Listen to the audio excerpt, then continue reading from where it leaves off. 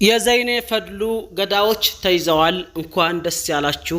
አሰላሙ አለይኩም ወራህመቱላሂ ወበረካቱ። ቤተሰቦቼ ሁላችሁንም ሰላም ብያለሁ። እንግዲህ ዘይኔ ፈድሉን በርካቶቻችሁ አይታችሁታል። እጅግ በጣም የሚያስቆጭ እጅግ በጣም የሚያሳዝን ወንድማችን ነው። አላህ ይርሐመው፣ የጀነተል ፊርደውስ አልአላ ይበለው። ሰርቶ አዳሪ ለፍቶ አዳሪ ነበር ማለት ነው። አዲስ አበባ ላይ መሃል ከተማ ላይ በህቡ ተደራጅተው 10 ሆነው ነው የገደሉት፣ ከሴትም ከወንድም ማለት ነው። እጅግ በጣም ደግሞ የሚያሳዝነው ገለው በያዙት መኪና ጭነው ወደ ሌላ ቦታ ጥለውት ነበር የሄዱት ማለት ነው።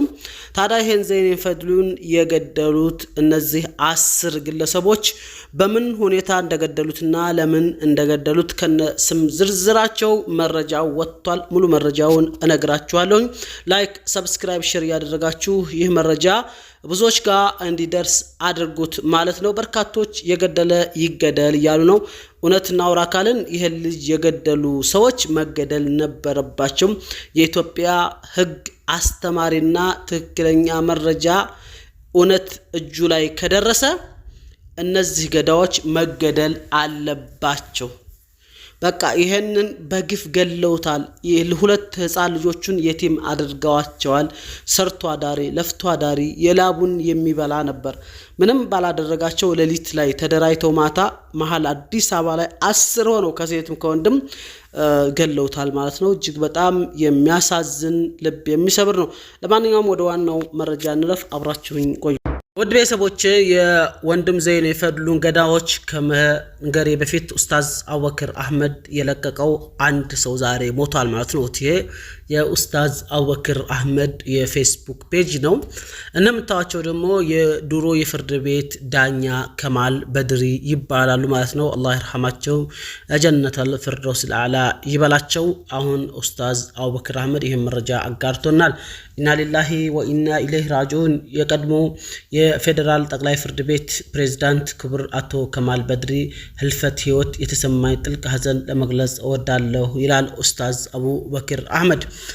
ክቡር አቶ ከማል በድሪ በፌደራል ጠቅላይ ፍርድ ቤት ከ1988 እስከ 2000 ፕሬዝዳንት በመሆን ያገለገሉ ሲሆኑ ባደረባቸው ህመም በሕክምና ሲረዱ ቆይተው ሐምሌ 08 2018 ከዚህ ዓለም በሞት ተለይተዋል ይላል። አላህ ይርሐማቸው፣ ጀነተል ፊርደውስ አልአላ ይበላቸው።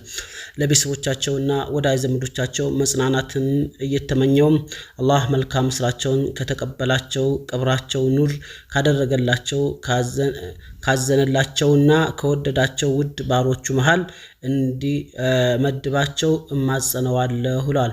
ስርዓተ ቀብራቸው በዛሬው ዕለት ከቀኑ 9 ሰዓት በኮልፌ መካነ መቃብር የሚፈጸም ይሆናል ይላል ማለት ነው። አላህ ይርሐማቸው፣ የጀነተል ፊርደውስ አልአላ ይበላቸው። ይሄን ኡስታዝ አቡበክር አህመድ ከ30 ደቂቃ በፊት የለቀቀው ነው። ውድ ቤተሰቦቼ እንግዲህ የአዲስ አበባ ፖሊስ ሼር ያደረገው ሙጂብ አሚኑም ሼር አድርጎታል። በርካቶችም ሼር እያደረጉት እየተቀባበሉት ያለ መረጃ ደግሞ የወንድማችን ዘይኔ ፈድሉ ገዳዮች ቁጥጥር ስር መዋል ማለት ነው።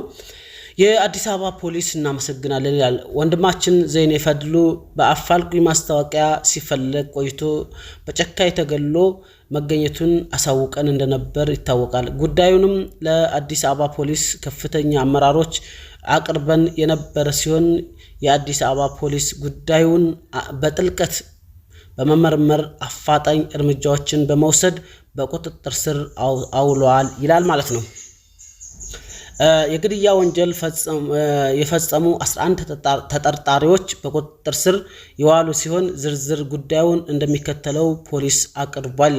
ሰኔ 28 ቀን 2018 በግምት ከሌሊቱ 7 ሰዓት በቦሌ ክፍለ ከተማ ወረዳ 12 ልዩ ቦታው ቡልቡላ አቦ መሻገሪያ ድልድይ እየተባለ ከሚጠራው አካባቢ ነው የግድያ ወንጀሉ የተፈጸመው ይላል። በወቅቱ ማንነቱ ያልታወቀ ግለሰብ ከሳሪስ አቦ ወደ ኮዬ መሄጃ የሚገኝ መንገድ ድልድይ ስር ደረቱ ላይ በስለት ተወግቶ ህይወቱ አልፎ ተገኝቷል ይላል ማለት ነው። የአዲስ አበባ ፖሊስ ዋና ጠቅላይ መምሪያ የሰው መግደል ምርመራ የክትትልና ኦፕሬሽን ቡድን መቀናጀት የሟችን ማንነት ለማወቅ እና ወንጀል ፈጻሚዎችን ለመለየት ባደረገው ጥረት ወንጀሉ በተፈጸመ 48 ሰዓት ባልሞላ ጊዜ ውስጥ የሟችን ማንነትና ወንጀሉን ፈጽመዋል ያላቸውን እንዳለ ተሰማ አዳምጡ ስማቸው ነው። አንደኛ እንዳለ ተሰማ፣ ኤርሚያስ አሰፋ፣ ያብስራ እንዳለ፣ ዘካሪያስ ለማ፣ ናትናኤል ግርማ፣ ተመስገን ተስፋዬ፣ ብሩክ ኤርሚያስ፣ ኢዮብ ጌታቸው፣ ሳምሮት አረጋኸኝ፣ ኤልሻዳይ ዳዊት እና ኤርሚያስ ወንደወሰን የተባሉ ተጠርጣሪዎች በቁጥጥር ስር ማዋሉን ገልጸዋል ይላል። እነዚህ 11 ሰዎች በህቡ ተደራጅተው ነው ማለት ነው ይህንን ወንድማችን ዘይኔን የገደሉት። አላህ ይርሐመውና ፖሊስ በተያዙ ተጠርጣሪዎች ላይ ባደረገው ምርመራ ሟች ዘይኑ ፈድሉ በመንገድ እየተጓዘ ባለበት ወቅት አንገቱን በመያዝና ደረቱን በጩቤ በመውጋት ህይወቱ እንዲያልፍ በማድረግ ይዞት የነበረውን ሳምሰንግ ስልክ ወስደዋል። የሟችን አስክሬን ኤርሚያስ አሰፋ በተባለው ግለሰብ የሰሌዳ ቁጥር ኮድ 3 ቢ 83677 ወይም ደግሞ አአ አዲስ አበባ ቪዚት ኮምፓክት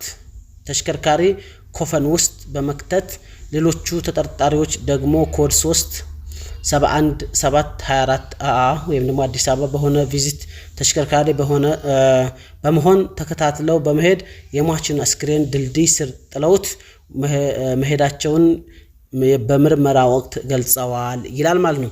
ተጠርጣሪዎቹ ወንጀሉን በፈጸሙ 48 ሰዓት ባልሞላ ጊዜ ውስጥ በፖሊስ እንደተያዙና በራሳቸው ፍላጎት ወንጀሉን እንዴት እንደፈጸሙ መርተው ማሳየታቸውን ከምርመራ ክፍሉ ያገኘነው መረጃ ያመለክታል ይላል ማለት ነው።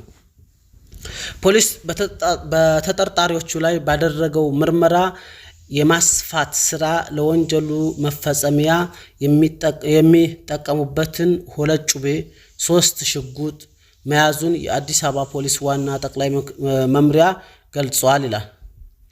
በተጠርጣሪዎቹ ላይ ምርመራ እንደቀጠለ ገልጿል። የሟች ዘይኑ ፈድሉ ቤተሰቦች በበኩላቸው በወንድማቸው ህልፈት እጅጉን ማዘናቸውን ገልጸው ፖሊስ በአጭር ጊዜ ውስጥ ወንጀል ፈጻሚዎቹን በቁጥጥር ስር በማዋሉ ምስጋናቸውን አቅርበዋል። እንግዲህ የቀዩ ልጅ ነው ፈድሉ ዘይኑ ማለት። ባለፈው እኔም በሰበር መረጃ ነግራችኋለሁ። ምናልባት ያልሰማችሁ ካላችሁ አላውቅም። አላህ ይርሐመው፣ ጀነተል ፊርደውስ አልአላ ይበለው። ምስኪኑን እንግዲህ በሜዳ አስቀርተውታል። 2 አይታሞችን አስቀርተዋል ማለት ነው። በተለይ አሁን አዲስ አበባ ላይም ሆነ በመላው ሀገራችን ላይ እጅግ በጣም አስፈሪና አስቸጋሪ ጊዜ ላይ ነው ያለነው። ዛሬ ለማንኛውም ደስ የሚል ይበል የሚያስብል ነው። በርካቶች ግን የእናንተን ሐሳብ ባላቅም የገደለ ይገደል እያሉ ነው። እናንተሳ ምን ትላላችሁ? ለመሆኑ የገደለ ይገደል ነው የምትሉት ወይስ ደግሞ የገደለ አይገደል ነው የምትሉት? አሁን እዚህ ጋር አዲስ አበባ ፖሊስ ያወጣው መግለጫ አሳያችሁ ራሱ በፈድሉ ላይ ማለት ነው።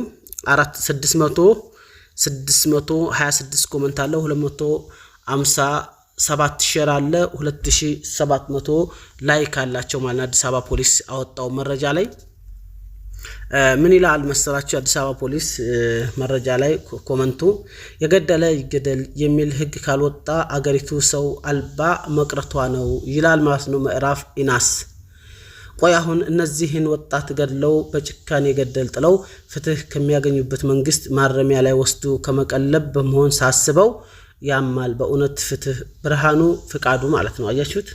ሰው በቃ እንደዚህ ነው። ሰው የገደለ ካልተገደለ ፍትህ የለም ይላል ጌዱ ተስፋዬ ተመስገን። ለአንድ ስልክ ህይወትን መቅጠፍ የጭካኔ ጥግ ነው የሚያሳየው አረመኔዎች ናቸው። አስተማሪ እርምጃ መወሰድ አለበት ይላል ዚዙ መሐመድ። ሰው ግን እንዴት ነው የተጨካከነው? ዝም ብለው ቢወስዱበትስ ባይገሉት? በአላህ ሴቶች ደግሞ ይገርማሉ። ብዙ ሴቶች በአሁኑ ሰዓት ወደ ወንጀል ተሰማርተዋል። ታዬ በጣም ትልቅ ስራ ነው የሰራችሁት፣ በርቱልን ጀግና ፖሊሶች። ፖሊስ የህዝብ ነው የሚባለው ለዚህ ነው ይላል በላይ። አሁን ይለቀቃሉ ወዳጄ፣ ፖለቲካውን አትንካበት እንጂ እንደዚህ አይነት አውሬያዊ ወንጀል ደንታው አይደለም፣ ቶሎ በመስኮት ይለቁታል ይላል። ያው እንግዲህ በርካቶች እንደምታዩት ኮመንቱን እያያችሁት ነው። በጣም ያሳዝናል። እውነት እናወራታለን። የገደለ ቢገደልና ተገቢውን እርምጃ ቢወሰድበት ሁለተኛ አይገደልም ነበር። ሰው በአደባባይ በሚዲያ እያሳዩ የገደለን ቢገሉ አንድ 5-6 ሰው ብቻ እንኳን ቢገደል ሁለተኛ ሰው አይገደልም ነበር እንደ ሀገራችን ላይ። አለዛ የገደለ አይገደልም 2 ዓመትም 8 ዓመትም ባመክሮ በምናምን በይቅርታ በምናምን እያለ ይወጣል። خلاص መልሶ ደግሞ ሌላ ሰው ይገላል ማለት ነውና በጣም አስቸጋሪ ነው። ይሄን በእርግጥ አሁን ይሄ ምክክር ኮሚሽኑ ምናልባት እዚህ ላይ በደንብ ሊሰራ ይችላል። የገደለ ከመገደል ውጭ ሌላ ምንም አይነት ምድራዊ መፍትሄ ያለው አይመስለኝም። ያልኩኝ ሰላም አለይኩም ወራህመቱላሂ ወበረካቱ።